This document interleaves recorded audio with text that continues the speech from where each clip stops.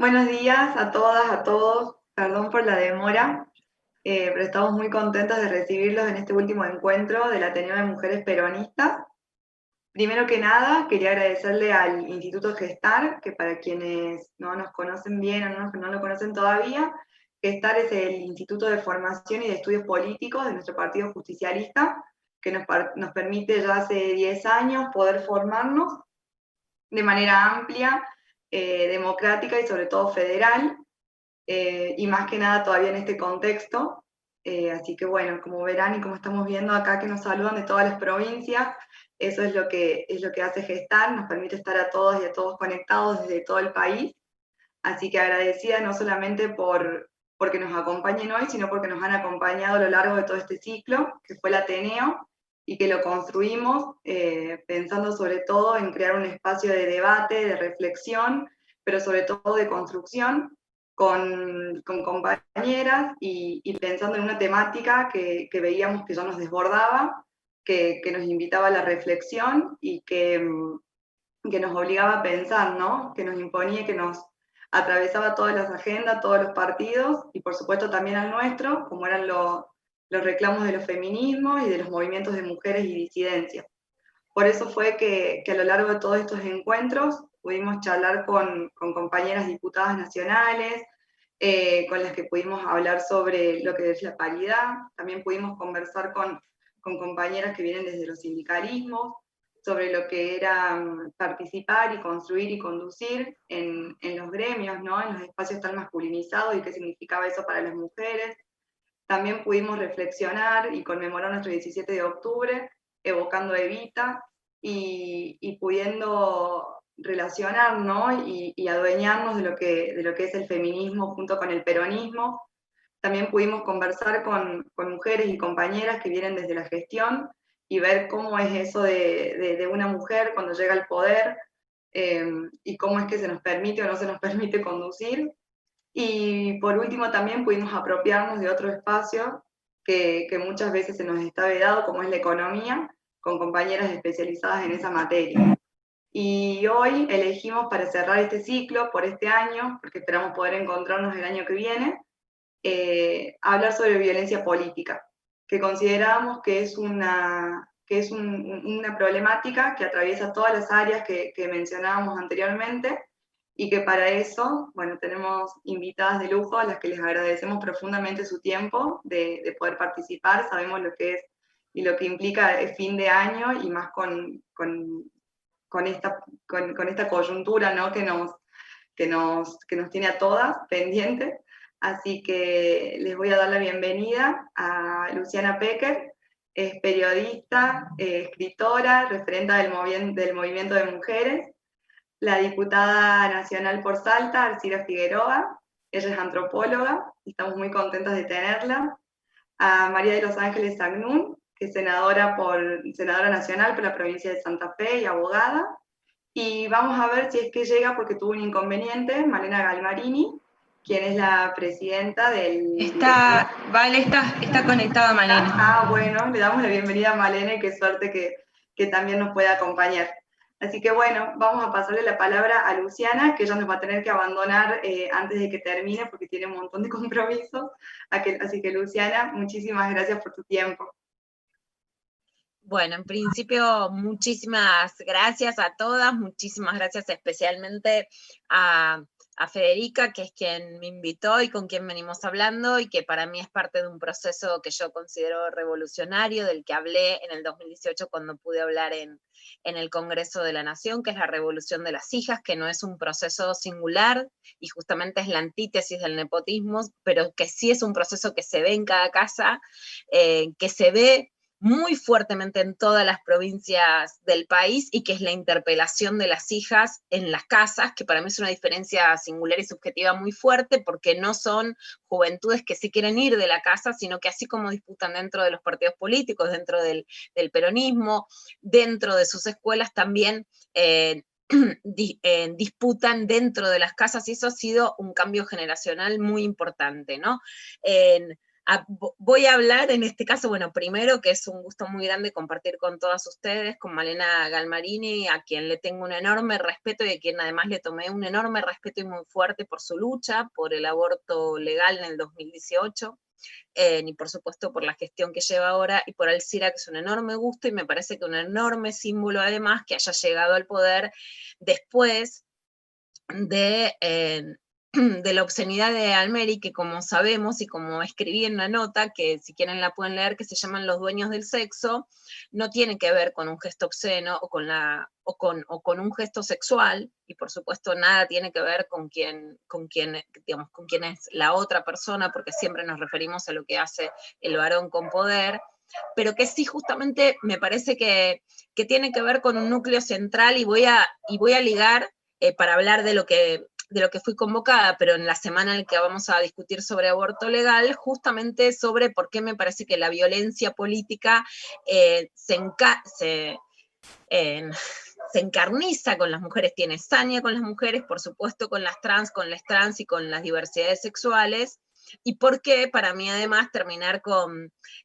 el veto, la prohibición a la interrupción voluntaria del embarazo es también poner un freno a esa violencia política, ¿no? Yo creo que estos fenómenos están concatenados, y con algo que me interesa mucho, por lo menos la invitación para mí viene y es representativa, y leo de todas las provincias de las que vienen, y estaba ahí buscando los datos de las provincias que iba viendo, que chateaban, porque justamente uno de los mitos que apareció esta semana, lo dijo Carmen Polledo en una nota de Mariana Iglesias en Clarín, es que a las mujeres del interior de las provincias, ¿no? Dicho de esa forma, que sé muy bien que a las mujeres de las provincias no les gusta que le digan qué es el interior y el exterior, ¿no? Qué es el centro y qué es el interior, que las mujeres de las provincias no les importa y no es un tema de agenda el aborto legal. Más allá de que por supuesto en cada territorio se conoce lo que pasa, muchas de nosotras somos feministas que hemos caminado por todas las provincias del país, por todas, ¿no?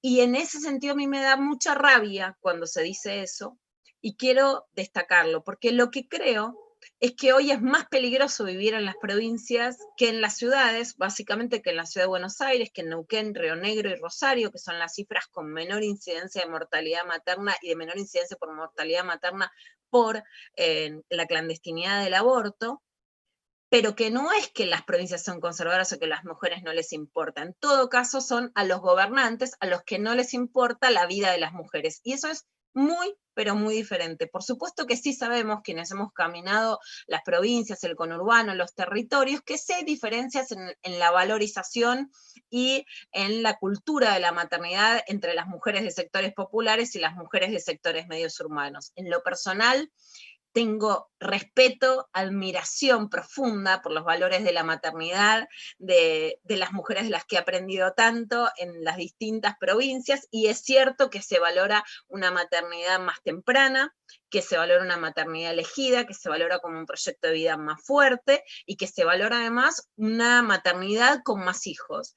Por supuesto que esos esquemas están signados por mandatos y por imposibilidades de otros proyectos de vida, pero todas estamos signadas por nuestros mandatos y por imposibilidades, además de por las posibilidades. Así que creo mucho en el respeto a las maternidades, creo mucho en respetar si una mamá adolescente quiere ser madre, si quieren tener más hijos de los esquemas que a la clase media o a los sectores urbanos les parecen lógicos, y creo que en ese sentido el proyecto de los 1010 es un gran proyecto para justamente avalar la maternidad. No se va en contra de la maternidad, sino que se apoya.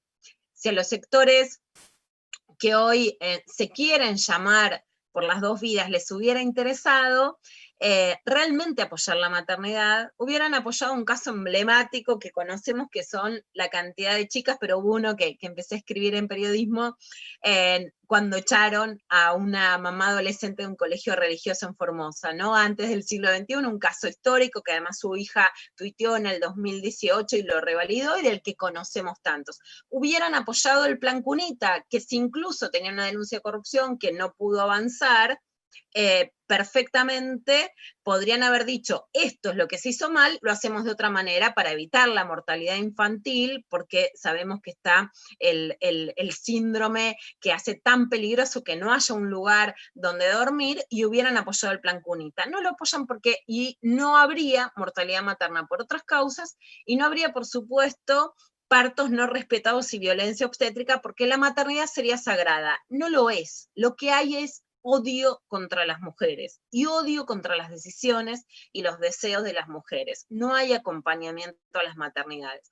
Si hubiera importado realmente las dos vidas, y lo digo con una mano en el corazón, en el año de la pandemia hubieran cuidado a las embarazadas. En Brasil, y seguí, pueden leer todas las notas que escribí, toda una saga de notas sobre lo que pasó en Brasil. Es el país con la segunda mortalidad materna más alta por COVID en todo el mundo, y tienen más de 270 muertes que están anotadas, que están certificadas por Melania Morim y su equipo y publicadas en investigaciones científicas. No cuidaban la vida. Acusan de asesina a una niña de 10 años en Brasil, en este método ya tan organizado, pero no cuidan la vida. No la cuidaron, no le importaba. No es que Jair Bolsonaro no quiso utilizar ninguna de las medidas no farmacológicas de distancia social, más allá de todo lo que se puede discutir sobre las medidas en la pandemia ya a esta altura, después de un año pasado, pues tenemos mucho más para discutir, las cosas no son binarias nunca, pero sí es claro que quienes dicen cuidar la vida no la han cuidado, y no han cuidado a las mujeres embarazadas. Ahora en la Argentina hay por lo menos 5 o 6 muertes de embarazadas por COVID. Estábamos mejor a mitad de año, yo creo que entre otras cosas porque los sectores antiderechos, si podemos ver los tweets de Amalia Granata, al llamar a romper la cuarentena, también tocaron la puerta de las morgues, que es algo que también escribí. Melania Morim, que es esta ginecóloga, dice, bueno, hay muerte morida y hay muerte matada. Bueno, la muerte matada es no evitar las muertes evitables. Eso se hizo en Brasil este año con las embarazadas y las parturientas que tenían COVID, y que además, algo muy importante, las mujeres negras y prietas tuvieron el doble de posibilidades de morir si estaban embarazadas por COVID que las blancas. Es muy claro el racismo en este sentido y está certificado en las investigaciones científicas. Ya les digo, pueden googlear la cantidad de notas que hice. Débora Diniz, que es una antropóloga que se tuvo que ir de Brasil perseguida por los grupos antiaborto, y acá vamos al tema de cómo se enlaza con la violencia política a partir, digamos, de los gobiernos de ultraderecha. Justamente lo que dice es eso, ¿no? Siento que no les importaba, no había ni siquiera sensación de duelo, no había ni compasión, no había mayor protección a las mujeres embarazadas. Ves, en las provincias pasa algo muy similar, no hay más protección, porque incluso si podemos discutir el término de protección en un seno patriarcal, está diciendo, no hay más protección hacia las mujeres embarazadas, hay más despidos, eso no es más conservador, ¿no? Eso es ser más asesino. Y eso es ser más doble moral, es lo que también vimos tan claramente en el caso de América, que ahora sí puede ocupar ese lugar. Esa doble moral no es azarosa. Y la exhibición, en este caso, obscena y desubicada, ¿no? De una escena que es la distribución del goce. Claramente está distribuyendo el llamado en ese momento escándalo sexual.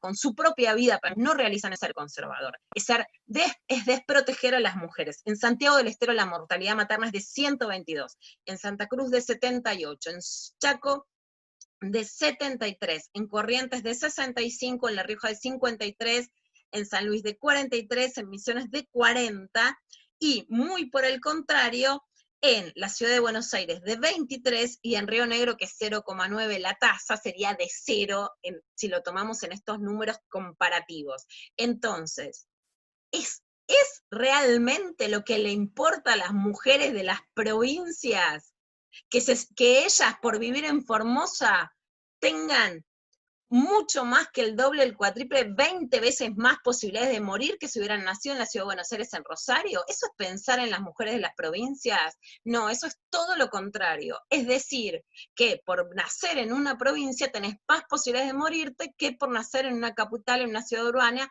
o en las ciudades de Argentina, donde se cumple con el protocolo de interrupciones legales del embarazo y se reparte, por supuesto, no solo anticonceptivos, sino misoprostol. Quiero recalcar esto, porque estamos en una semana muy importante, y sí creo que es violencia política el ataque, por ejemplo, a Carolina Gailar en la panadería de sus padres. Por supuesto, Cecilia Moró lleva ahora el debate, y sabemos que fue intimidada su hija. El senador Martínez en Córdoba, donde murió una mujer esta semana, contó en el 2018 cómo le pintaron esvásticas en el club a donde iba su hija. Entonces fue un debate institucional, pero para mí esta violencia política no es democrática. La violencia política se ejerce para mí como con ninguna otra, por supuesto, con Cristina Fernández de Kirchner, que es un caso aparte, pero como nunca se vio en la Argentina con Ofelia Fernández, que es legisladora porteña, o sea, no tiene incidencia en decidir una ley como el aborto, pero sí representa lo que yo llamé la generación de las hijas. Más allá de que las cifras cambiaron, quiero recalcar que el promedio de edad de diputados y diputadas en el 2018 era de 49 años, o sea que Ofelia tendría que haber vivido, o cualquier chica de su edad, como Federico o como tantas, 3 veces su propia existencia para llegar a ser diputada, más allá de lo que dice la ley, a partir de los 25. Y el promedio de edad de senadoras y de senadoras en el 2008 era de 59 años, ¿no? O sea, una diferencia abismal con esta generación de jóvenes. Los ataques y la violencia política, como tantas veces lo he hablado con ella, a Ofelia, son a Ofelia, y hay que cuidarla y protegerla porque tenemos además esa responsabilidad como adultas, pero claramente son un desaliento a que otras jóvenes de su edad ocupan ese lugar. Y por lo tanto, los varones adultos que no van ni a sufrir la clandestinidad, ni a morirse, ni a tener la sombra de la muerte, del sufrimiento, como me dijo esta semana Vilma Ibarra, de la infertilidad, como me contaron mujeres en la provincia de Buenos Aires por acciones mal hechas, están decidiendo por las jóvenes. Y la violencia política lo que genera es un claro desaliento y un claro ejemplo de lo que puede pasar. Un dato más ya para terminar: la violencia política tal vez más grave que vemos en Latinoamérica es a la alcaldesa de Bolivia, que la raparon, la pintaron con pintura roja.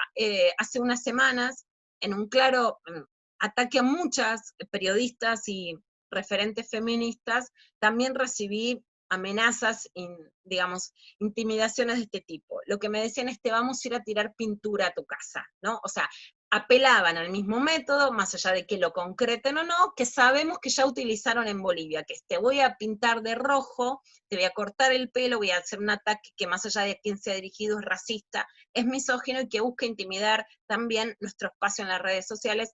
Les recomiendo un informe de Sandra Chaer y Comunicar Igualdad sobre cómo inhibe el ataque en redes, que es tan importante en estos momentos, y en ese sentido, lo que sí creo es que no ocupamos los mismos lugares si hay violencia política. Si hay violencia política, si hay violencia digital, lo que ocupamos son menos lugares. Es un momento central para seguir ocupando lugares, y en ese sentido también podemos aprender del feminismo, la horizontalidad, y aprender del peronismo, que hay ciertas referencias que son importantes bancar para que podamos terminar con un proceso exitoso, la ley de interrupción voluntaria del embarazo. Por la ley, y porque sin ley solo nos queda retroceder, y porque con la ley se nos abren las puertas para pelear por más derechos.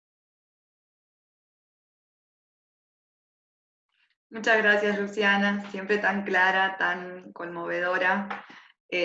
Bueno, yo tomé un montón de notas de todo lo que decías, y desde el Ateneo queremos también solidarizarnos con Caro Bailar, que fue participante de nuestro Ateneo, y que sabemos lo que sufrió. Y sí, es muy cierto, y esperamos que sea ley. Vamos a pasarle la palabra a Alcira. Gracias. Alcira, te mando un abrazo muy grande, un gran saludo. Disculpen que no me gusta hacer la falta de respeto de no poder escuchar, es solo que tengo una actividad programada, y un beso muy grande, muy contenta festejando que puedas ocupar ese lugar. Perdón que me quiero despedir de esta manera. No, Luz, nos vemos, gracias. Alcira, ¿estás por ahí? Sí. Ah, bueno, te damos la palabra. Hola. Sí, te A ver. escuchamos perfecto. Sí, ahí Y ahí está. te vemos también. Sí, sí. Bueno, buenos días, compañeros y compañeras que están presentes. Un saludo peronista. Bueno, Agradecer en primer lugar este espacio para poder expresarme también desde Irigoyen, un pueblito pequeño en la provincia de Salta, acompañando este hermoso evento que han organizado Gesta y las compañeras. Y bueno, lo que quería compartir, digamos, adhiero totalmente a lo que expresó la compañera recién, y bueno, le faltó el dato de Salta, no sé si no lo escuché o no estuvo, pero que son, si los llega a tener, se alarma, capaz que los tiene, pero bueno, he tenido acceso a los datos, por ejemplo, en Salta, del hospital de Orán, que se llegan hasta allí con complicaciones entre 15 a 20 abortos por día. Entonces, lo que ella comentaba de las cifras alarmantes, yo no sé, en este caso nosotros tenemos 24 departamentos en la provincia y tenemos como 60 municipios y en cada municipio hay un hospital. Imagínense si a eso lo multiplicamos por la cantidad de municipios o departamentos, cuántos abortos digamos por día, visibilizados. No está contemplado acá los que realmente se practican en clínicas privadas o en forma casera y que no tienen en ese momento, digamos, reacciones externas. Entonces, es una cifra realmente alarmante y solamente este dato nos está dando cuenta del grado de, por un lado, de violencia que se ejerce sobre las mujeres y esa doble moral que entiendo perfectamente lo que ha planteado, y porque en Salta, hace unos días, como lo dije en mi discurso en la Cámara, en la sesión, en las reuniones que hemos tenido, también se declaró provida, se aprobó el uso en la Cámara también de las pistolas Taser, se ha condecorado a un genocida en el Consejo Deliberante. Es decir, que se han ido dando episodios donde parece que la violencia ha recrudecido, no solamente hacia las mujeres, en esto también quiero hacer una salvedad y poner en cuestionamiento, si bien es cierto nosotros somos el blanco, parece más fácil o para la sociedad capitalista, machista, más vulnerable, especialmente mujeres y jóvenes, también hay una violencia que se está viendo hacia personas tan importantes del quehacer político. En el caso hago alusión a Vudú, que nuevamente una arremetida judicial muy grande para tenerlo preso. Y esto creo que también está rozando ya un peligro institucional muy serio, fruto de esa violencia, esa arremetida de nuestra sociedad patriarcal, ¿no? Y también represora y decirles, con todo lo que tiene que ver en una sociedad también, ¿no? Y bueno, donde nosotros vemos con preocupación, por ejemplo, Milagro Sala sigue presa, una mujer que trabajó por su provincia como nadie y sigue presa. Es preocupante realmente, pero también, bueno, en honor a lo que las compañeras pidieron en el temario, de poder, para no salirme un poco de eso, y poder acompañar lo que ustedes querían hacer en realidad, y es de qué manera nosotros vemos, por ejemplo, esa violencia hacia la mujer en el mundo también de la política, ¿no? Y bueno, y de las instituciones o instituciones públicas o privadas.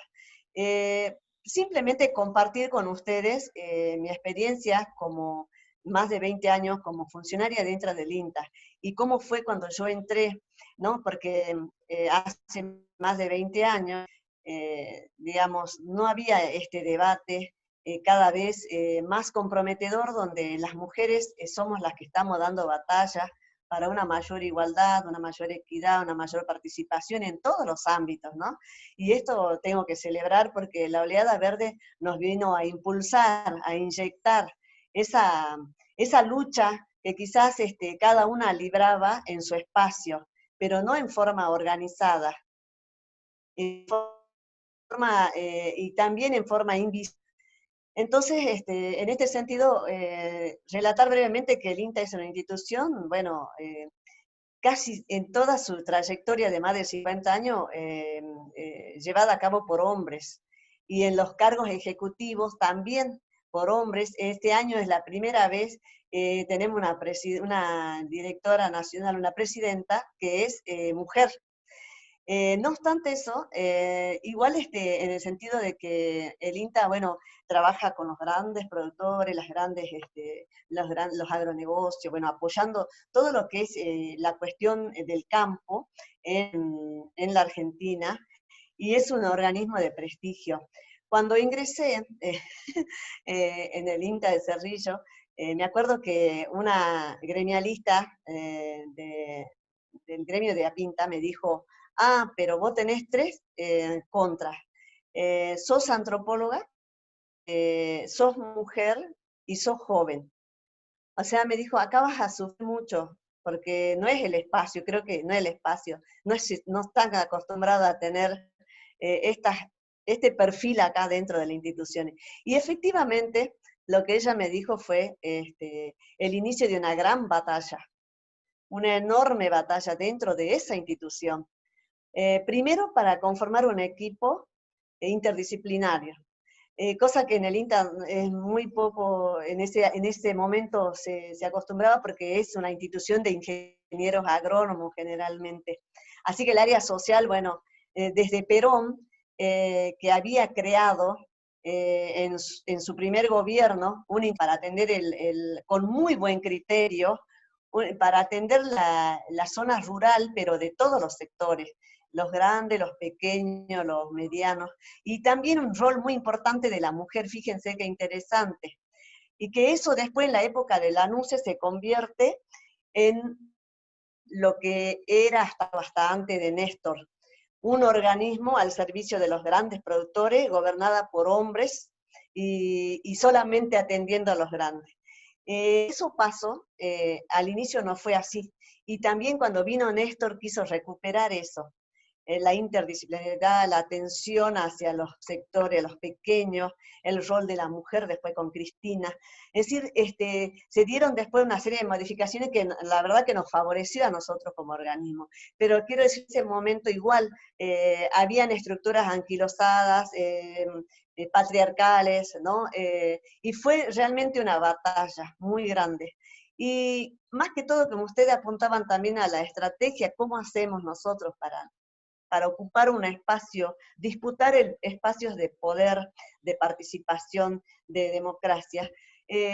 Bueno, comentarles brevemente cuál fue la estrategia que desarrollamos desde Prohuerta dentro del INTA, ¿no? Y que no lo hice sola, lo hice acompañada con un equipo interdisciplinario, con la mitad de mujeres y mitad varones, que digamos, por un lado, bueno, el tema de esos equipos fuertes, formar equipos fuertes en cada territorio, en cada organización, en cada institución, en cada partido político.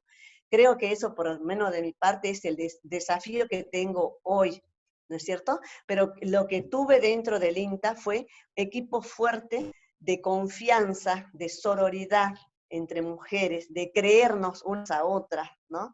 De lo que queremos hacer y hacia dónde queremos ir. La otra que me ayudó mucho fue el tema de las convicciones. ¿Hacia dónde vamos como país? ¿O qué queremos dentro de la organización o institución? ¿Cuál es el camino y cuál es la meta? ¿Y cuáles son nuestros objetivos de vida dentro de ese espacio de poder? Dentro de la militancia de un partido o dentro de una organización. Y lo que más me ayudó en todo, les digo, en todo sentido, es el tema de la conciencia de clase. ¿Desde dónde vengo yo? Y hacia dónde quiero ir y quiero que vayan mis compatriotas. Y lo otro que hasta el día de hoy, bueno, yo creo que uno nunca deja de formarse, y de este gran desafío de la formación permanente. Si bien he luchado mucho, como muchas compañeras quizás que están ahora acá y compañeros, para acceder a la universidad pública, para formarme después en posgrado, alcanzar 4 títulos universitarios y uno en camino, que es el doctorado. Yo creo que tenemos que estar nosotros siempre formados, porque yo he podido discutir mano a mano con los directores nacionales del INTA, con los coordinadores de programas, y ahora estoy debatiendo en una Cámara de Diputados que la verdad que me asusta, me sorprende, pero me siento obligada a estar formada permanentemente, estudiar lo que voy a votar, tener mi propio criterio, pero siempre desde este lado, desde mi conciencia de clase. Entonces, esto es lo que va a ayudar, yo creo, a que nosotras como mujeres avancemos en equipo, con convicciones, con las ideas claras hacia dónde vamos, qué país queremos, qué provincia queremos, y ir contagiando al resto de la sociedad, de las compañeras, de los compañeros, que es una sociedad más respetuosa, más inclusiva. Y bueno, todas estas cuestiones que tienen que ver con el presidente, de por qué, lo que me preguntaba a mí, por qué Bolivia recuperó tan pronto su democracia. Y ¿saben qué? Descubrí que hay una fuerte organización de base y especialmente de las mujeres, de los grupos, en los sectores campesinos, en los periurbanos, en los sectores también urbanos, rurales y periurbanos. Entonces, una gran organización de la sociedad y que todos lucharon en conjunto para recuperar la democracia. Entonces creo que esto es como que vi como experiencia en otro país y que nos va a servir a nosotros. O sea, fortalecer, estar organizado, aunque sea de a 2, de a 3, de 4, de 5, en cada barrio. Miren, he visto también en otros lugares donde triunfa esta democratización y donde triunfa este desarrollo sustentable que todos queremos, es donde no hay gente suelta y aislada. No hay, digamos, si bien hay líderes, pero tampoco hay gente sin organización.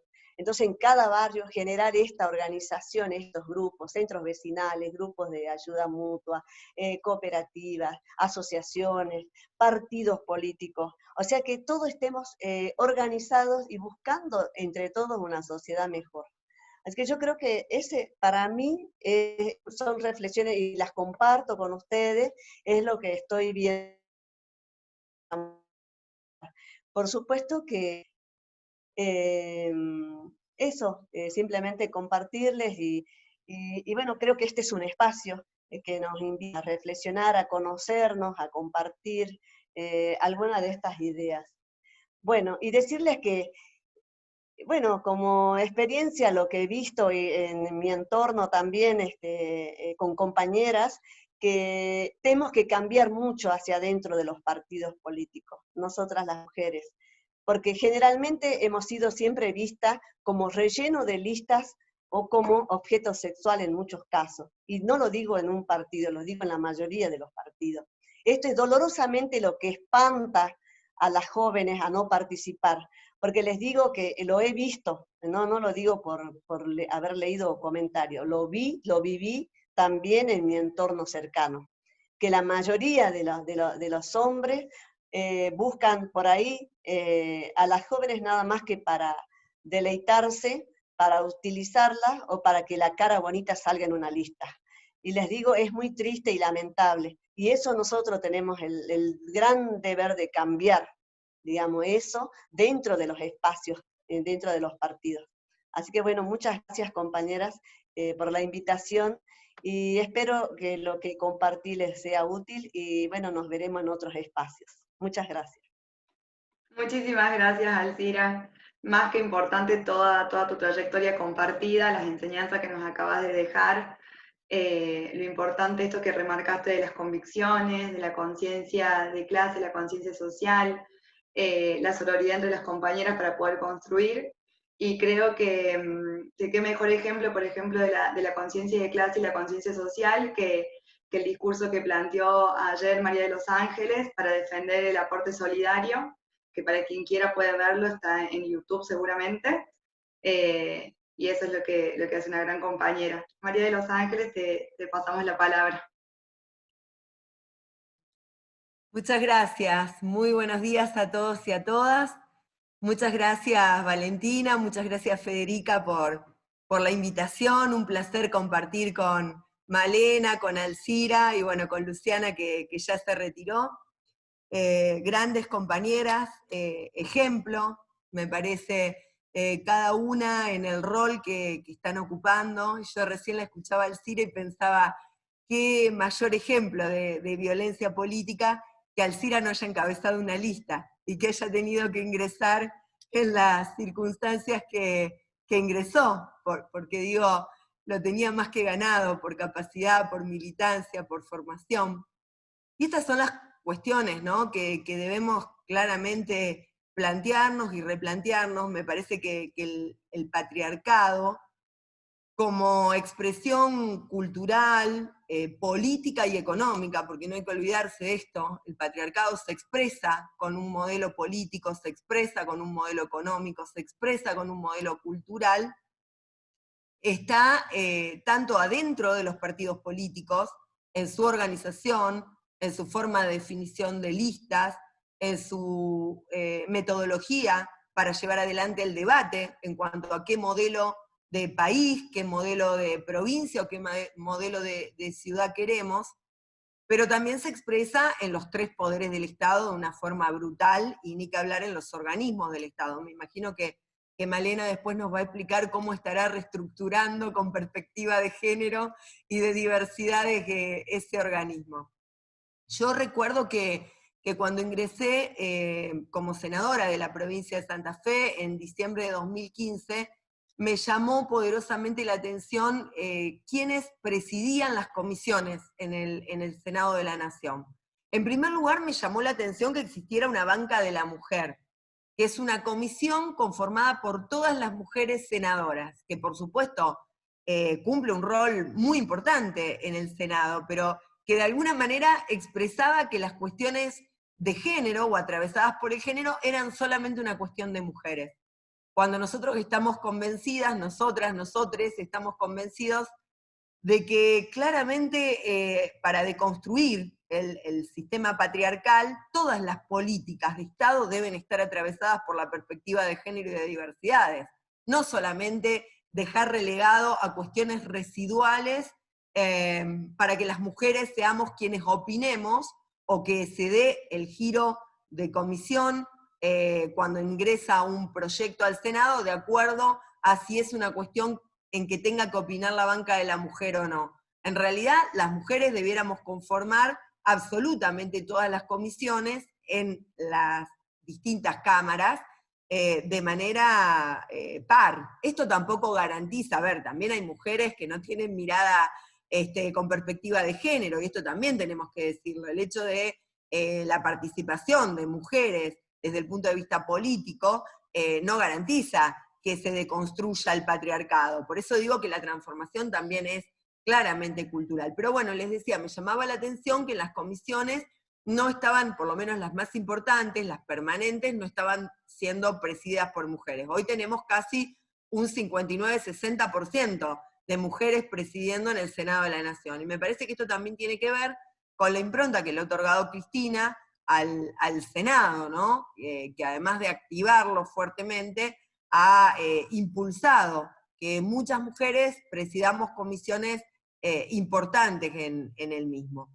Y lo mismo me parece que ocurre con la justicia, que es otro de los poderes del Estado fuertemente patriarcal. Nosotros lo planteábamos cuando dimos hace poco tiempo el debate respecto de la reorganización de la justicia, donde garantizamos el ingreso de más mujeres al Poder Judicial en el ámbito de la justicia federal, y donde tenemos pendiente, por ejemplo, la democratización. Yo la escuchaba a Luciana hablar de democratización del goce. Digo, la democratización de la justicia está parada por una orden de la Corte Suprema de Justicia de la Nación. la misma Corte Suprema de Justicia de la Nación que mantiene a Vudú hoy en las condiciones en que está. Entonces me digo y me pregunto, ¿cuándo vamos a democratizar también el acceso al Poder Judicial, ¿no? Y esa democratización tiene que ver también con esta perspectiva de género a la hora de hacer justicia, y también con la perspectiva social para el ingreso al Poder Judicial, que es el menos democrático de los tres poderes del Estado, porque claramente el más democrático es el Poder Legislativo, porque representa absolutamente a todos los sectores, a las mayorías y a las minorías. El Poder Ejecutivo representa al partido político que más fue votado, ¿no? A través del voto directo, a través del voto popular. En cambio, el Poder Judicial debiera garantizar un procedimiento donde haya una mayor expresión popular y fundamentalmente lo que siempre digo, que las hijas y los hijos de los trabajadores y las trabajadoras que tienen oportunidad de acceder a la universidad pública puedan acceder también al Poder Judicial. Y no solamente las compañeras mujeres en los roles de secretarias en el ámbito de la justicia, donde proliferan, sino que realmente se conviertan en juezas, ¿no? Que se conviertan en juezas, que en el ámbito del Ministerio Público se conviertan en fiscalas, que haya mayor participación de las diversidades. Yo digo, muchas veces, la verdad, los jueces, la primera vez que ven a un pobre es cuando lo tienen esposado para tomarle declaración indagatoria.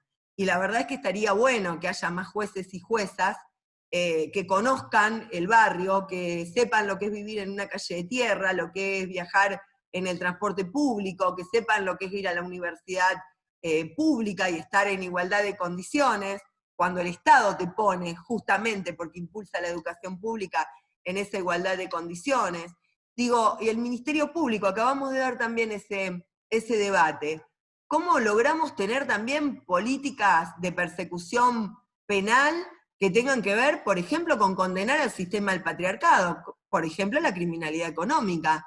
¿Por qué no tenemos hoy en la Argentina una política criminal que persiga verdaderamente los delitos de evasión, los delitos de contrabando, los delitos de trata, de los cuales las mujeres en general somos las más afectadas, y las niñas?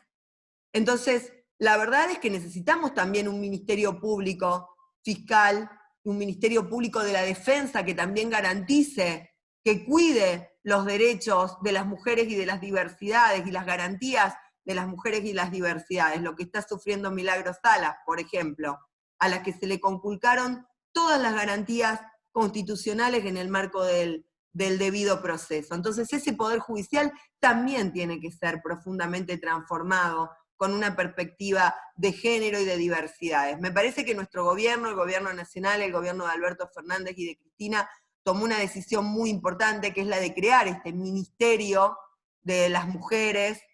Este ministerio creo que nos permite también ver cómo se le ha impuesto al presupuesto nacional que hemos sancionado hace poco en el Congreso de la Nación una perspectiva de género y de diversidades. Por primera vez, que esto es justamente, volviendo al principio, como todas y cada una de las políticas de Estado deben estar atravesadas por esta perspectiva. Y bueno, se nos viene la discusión por la interrupción voluntaria del embarazo. Y en esto quiero decir algo respecto de las provincias, porque en mi provincia, la provincia de Santa Fe, siempre destacamos a la ciudad de Rosario, ¿no? Como un ejemplo en cuanto a la ILE, a la interrupción legal del embarazo, cómo se ha aplicado, cómo esto ha disminuido fuertemente las muertes de mujeres, fundamentalmente de los sectores populares. Pero también digo algo, hay que democratizar para dentro de las provincias. Santa Fe no es Rosario. Santa Fe tiene muchas Santa Fe. También para dentro de Rosario mismo, donde siguen habiendo profundas desigualdades fruto del desarraigo, por lo que ocurre en los grandes conurbanos de las ciudades, sin infraestructura, porque claro, al no haber oportunidades en el resto de la provincia, la mayoría de los jóvenes, de las pibas, de las mujeres, de las familias tienen que emigrar a los conurbanos de las grandes ciudades, Santa Fe y Rosario, y allí claramente hay hacinamiento con faltas de oportunidades. Entonces digo, que haya acceso a la ILE me parece fundamental. Ahora democraticemos para dentro de las provincias.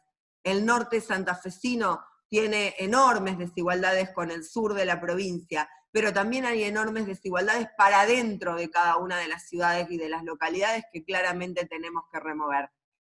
Para redondear, me parece que adentro de los partidos políticos tenemos que dar una gran discusión. No alcanza la paridad política. En la provincia de Santa Fe se acaba de sancionar la paridad política. Pero si esa paridad política va a significar que al virome y al dedo de la conformación de las listas lo van a seguir teniendo los varones, de nada nos sirve la paridad política. Necesitamos que las mujeres estemos sentadas en las mesas de decisión. Y estoy convencida que esa paridad política, donde las mujeres definamos y decidamos las listas, no que le otorguemos o les permitamos a los varones que sigan siendo los que con la virome definan cómo se integran ese 50% de paridad política, va a ser el que va a generar una sociedad más pluralista y mucho más democrática. Muchas gracias, compañeras y compañeros. Muchísimas gracias a vos, María de los Ángeles. Muy claro, muy potente. Muy cierto todo lo del Poder Judicial y la violencia que ejerce el Poder Judicial, tanto para afuera como para adentro, con sus propias empleadas, magistradas y funcionarias. Y también eso cómo repercute en la sociedad y sobre todo en las mujeres, que somos quienes más recorremos los tribunales. Bueno, quería saludar a todas las compañeras y los compañeros que nos están escribiendo y están de todas las provincias. Tenemos del sur, de Neuquén, de Salta, de Catamarca, de Santa Fe, así que muchísimas gracias a todos. Un saludo especial a Carolina Mera, que es la decana de la Facultad de Ciencias Sociales, que nos viene acompañando desde el día 1 en este Ateneo. Ya la sentimos parte. Muchísimas gracias, Caro, por estar hasta el final. Y le vamos a dar la palabra ahora a Malena, gran compañera, armadora política, militante, clave en lo que fue la discusión por la IBE en el 2018 y también ahora. Así que le agradecemos profundamente toda su militancia y todo su trabajo. Malena, te doy la palabra. ¿Cómo estás, Valentina? Gracias, Federica, por invitarme. Gracias a todas y también a todos. Estuve chusmeando un poco quiénes estábamos, hay algunos varones, y la verdad es que siempre digo lo mismo, los problemas de las mujeres no son solo de las mujeres, así que cuando hay varones que se incluyen, que nos acompañan, yo creo que es muy importante y es importante además destacarlo, ¿no? Intentaré no repetir lo que dijeron las compañeras antes, porque así tenemos tiempo.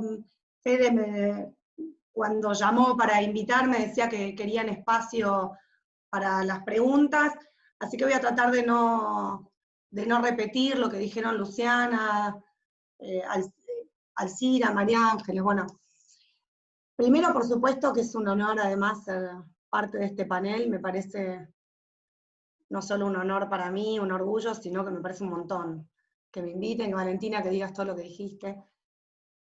Quiero empezar destacando algunas cosas. Me parece que a veces las mujeres, cuando discutimos estas cuestiones, damos como verdades reveladas algunas cosas que no lo son.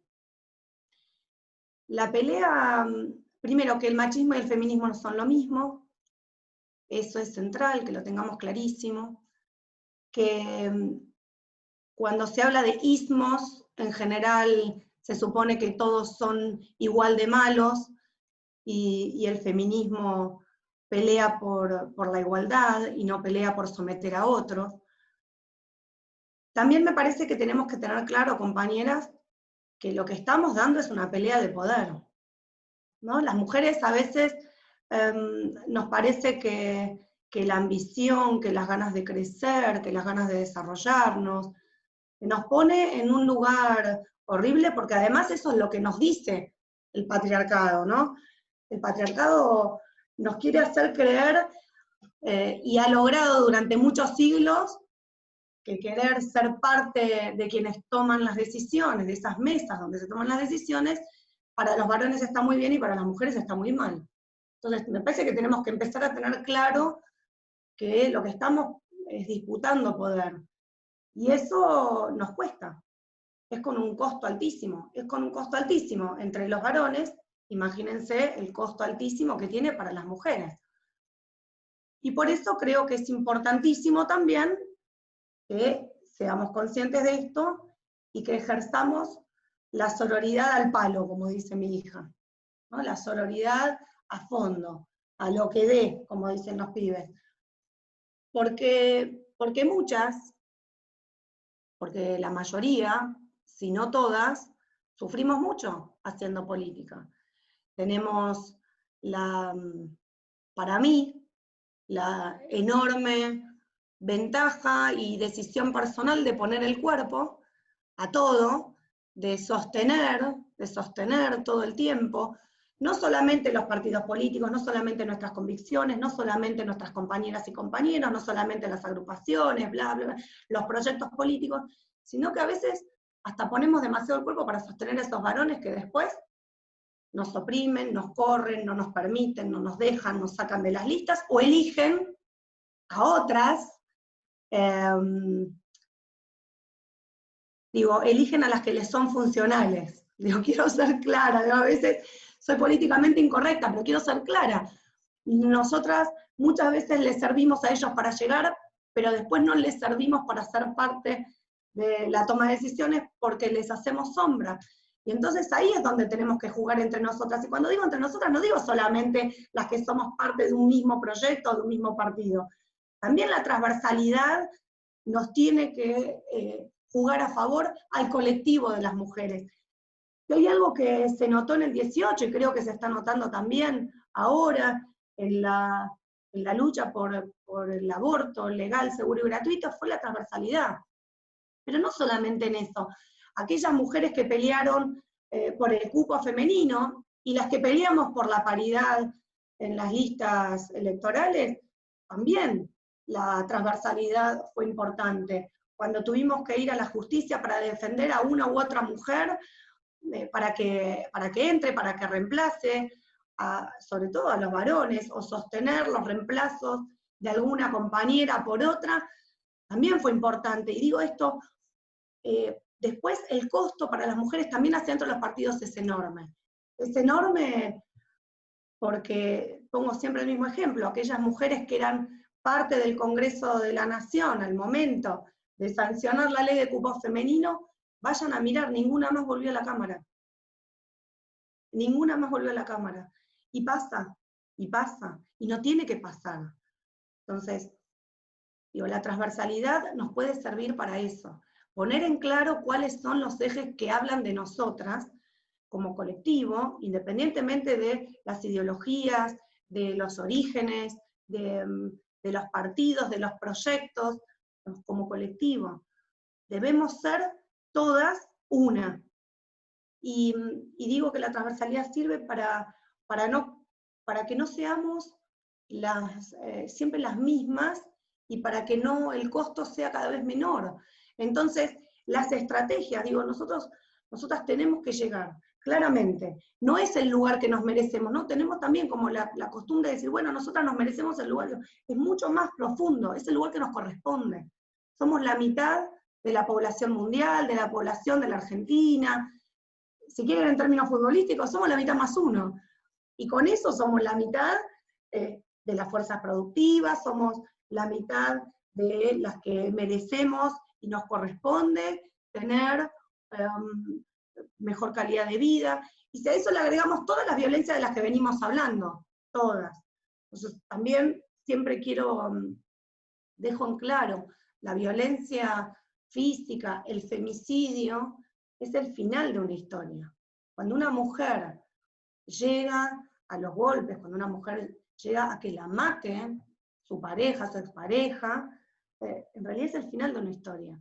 Son mujeres que se pasaron 20 años sufriendo violencias y probablemente son mujeres que toda su vida fueron violentadas de una u otra manera, no solamente por sus parejas o parejas, sino por su familia, por sus amigos, por la sociedad en la que vivimos. Por lo tanto, por supuesto que es lo que más nos surge, los femicidios nos surgen, es ya, es ahora. Sin embargo, si nosotros no construimos políticas de los pasos hacia los pasos anteriores, si no construimos esas políticas para que dejemos de ser las más pobres entre las pobres, para que dejemos de ser las que menos oportunidades y posibilidades de empleo genuino, de empleo decente, de empleo registrado tengamos, si no construimos políticas para trabajar fuertemente en la corresponsabilidad de lo privado, del cuidado no solamente de las niñas, niños, adolescentes, sino también,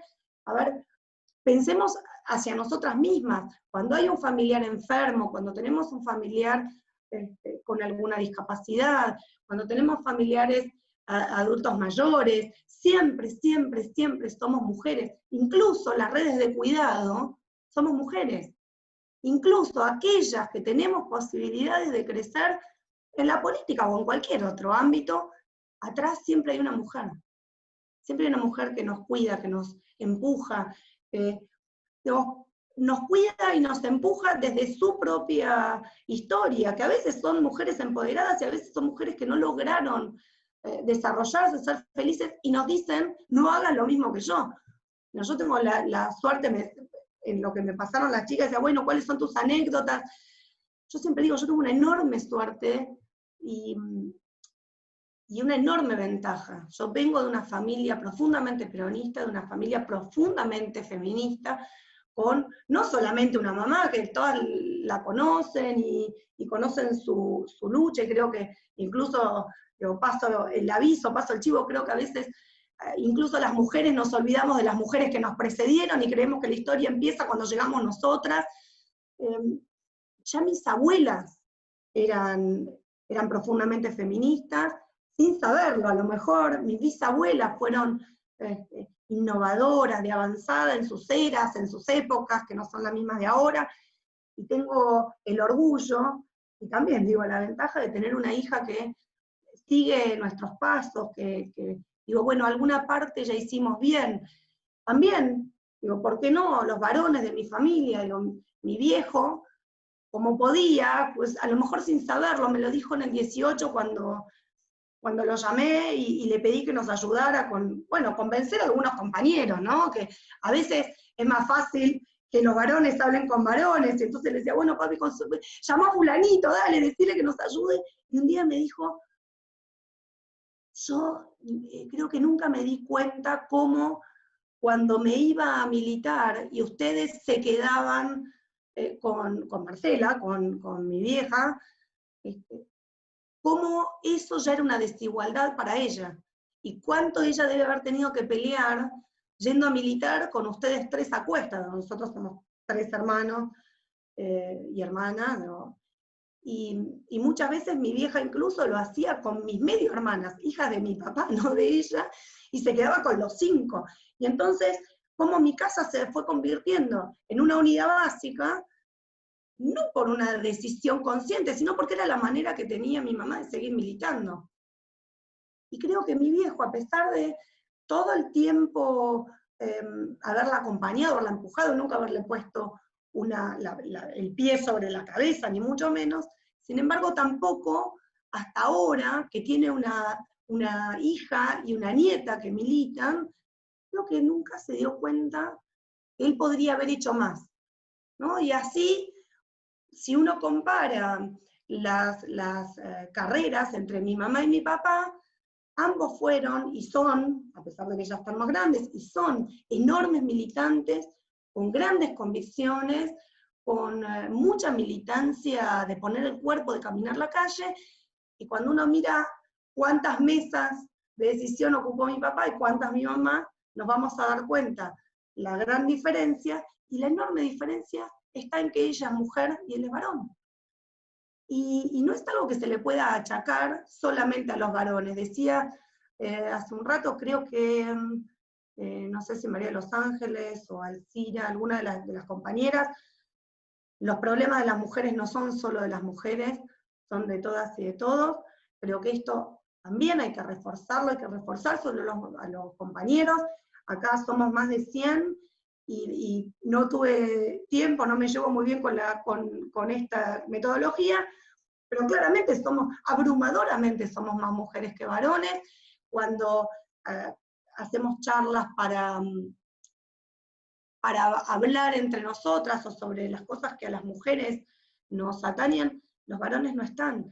Hay que llamarlos. Ayer una compañera de nuestro espacio político preguntaba, ¿qué hacemos con la concentración, la movilización para la sesión del 10? ¿Invitamos a los compañeros o no? No podemos excluirlos, entre otras cosas, compañeras y a los compañeros que andan por ahí, porque seguimos viviendo en un mundo machista, seguimos viviendo en un sistema patriarcal que nos oprime, que tiene sus reglas. Y nosotras tenemos el enorme desafío de no masculinizarnos, de no convertirnos, de no adaptarnos a esa cultura que no nos permite a nosotras desarrollarnos como queremos, pero sí de utilizar las estrategias que hay que utilizar, que en general son las de los varones, la de esta cultura machista, para llegar. Y cuando llegamos, no olvidarnos de las que vienen atrás. No olvidarnos de las que vienen atrás significa hacerle piecito a las que están adelante o arriba nuestras, y hacernos piecitos para poder saltar ese muro que no nos permite llegar. Si estamos arriba, tender la mano. No mirar desde arriba olvidándonos qué nos pasa, qué nos pasó a nosotras mismas, lo que nos costó a nosotras llegar. No olvidarnos de las que están del otro lado de la muralla. No olvidarnos, siempre digo, no olvidarnos. Entrar por la puerta o entrar por la ventana, pero siempre dejarla entreabierta. Poner el pie para que otros podamos avanzar. No hay manera de cambiar este mundo que no nos gusta, no hay manera de cambiar esta realidad si no entendemos que tenemos que ser pares y además construir una sociedad paritaria.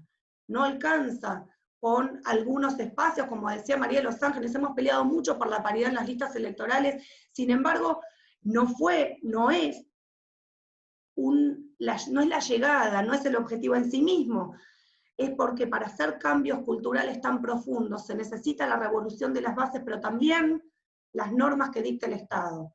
La cultura es como una bandita elástica, y si el Estado no sostiene esa bandita elástica, si no la sostiene durante mucho tiempo, los usos y costumbres vuelven a su lugar.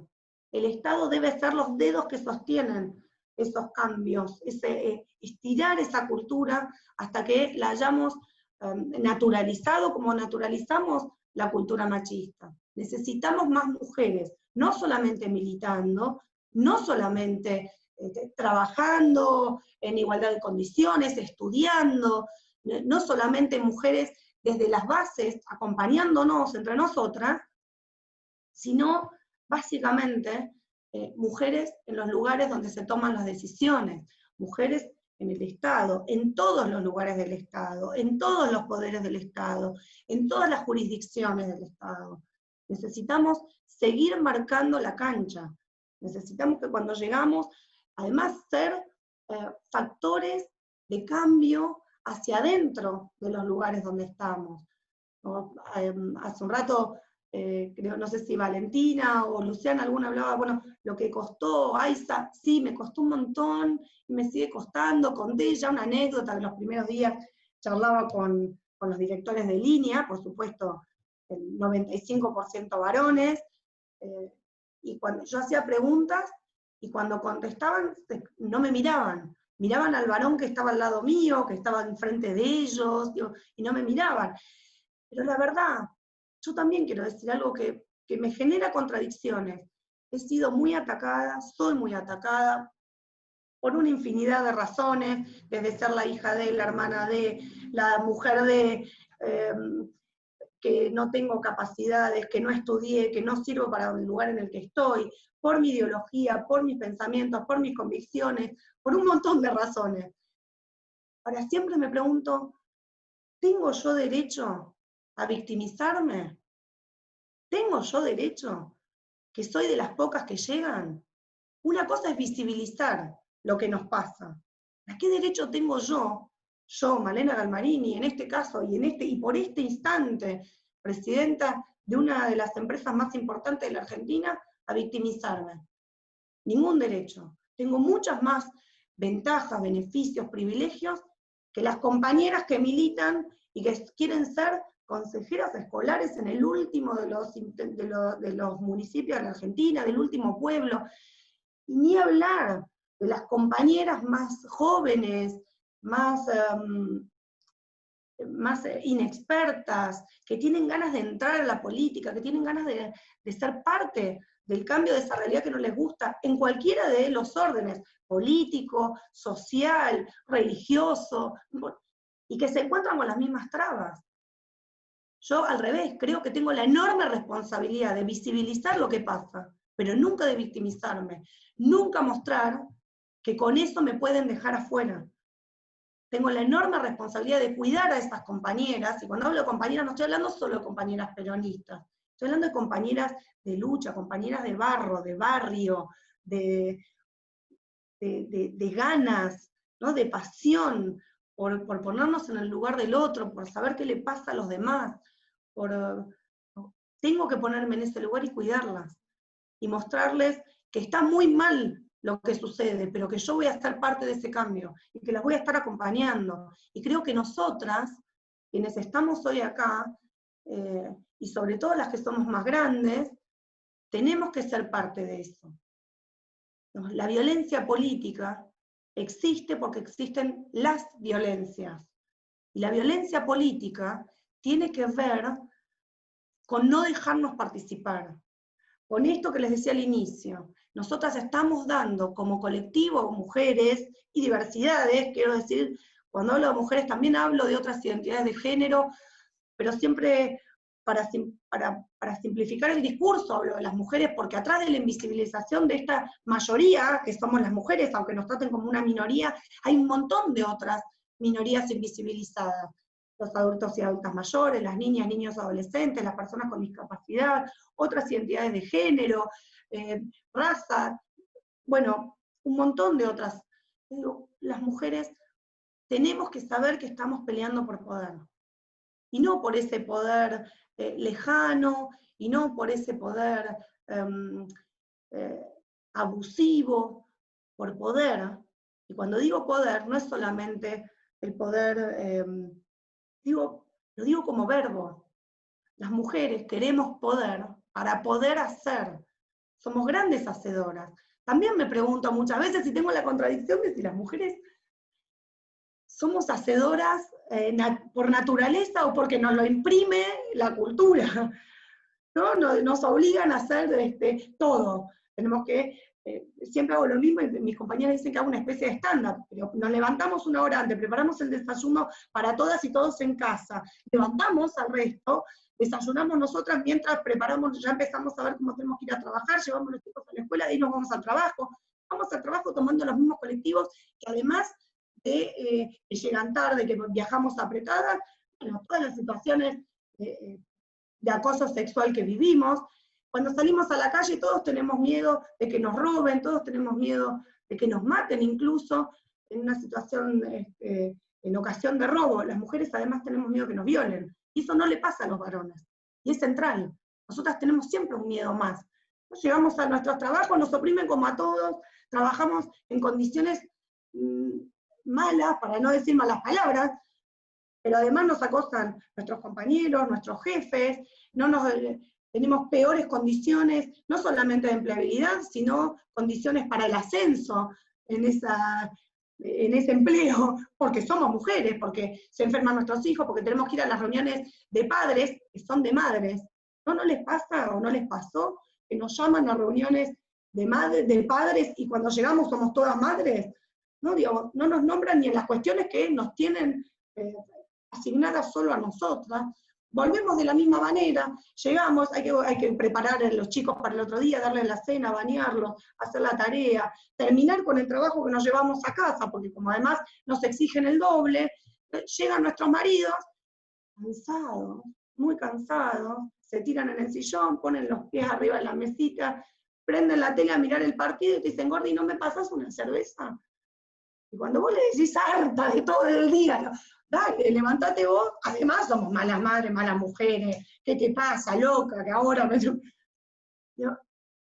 Y entonces me pregunto, ¿no será que naturalmente no somos hacedoras, que no somos multitasking naturalmente, sino que nos enseñan eso. Digo, con un montón de contradicciones. Las mujeres estamos llenas de contradicciones, pero sí hay algo que tengo claro, compañeras, es que nosotras tenemos que ser unidas, sororas, entender que estamos peleando, no solamente en lo cotidiano, sino básicamente en lo más profundo. Entender que si no estamos entre nosotras, para nosotras, nadie va a estar para nosotras. Que a veces tenemos que ceder a algunas cuestiones, hay que ceder, pero ceder siempre en pos del objetivo, que es estar en los lugares donde se toman las decisiones. Si nosotras no estamos en los lugares donde se toman las decisiones se toman para otros. Siempre digo lo mismo. A mí me enorgullece tener un gobierno y en general una dirigencia política, sindical, empresarial, social, que se juntan a discutir cuál es el futuro de nuestro país, cuáles son las cosas que hay que hacer para tener un mejor país, pero se juntan entre varones. Y entonces aplaudo que se junten, pero están decidiendo para la mitad de la población. Están tomando decisiones solamente para la mitad de las ciudadanas, de los ciudadanos, de los habitantes de la Argentina. Y ahí tenemos que estar, y eso es lo que les tenemos que mostrar, que nosotras no queremos que ellos se corran, pero sí queremos estar, sí queremos llegar.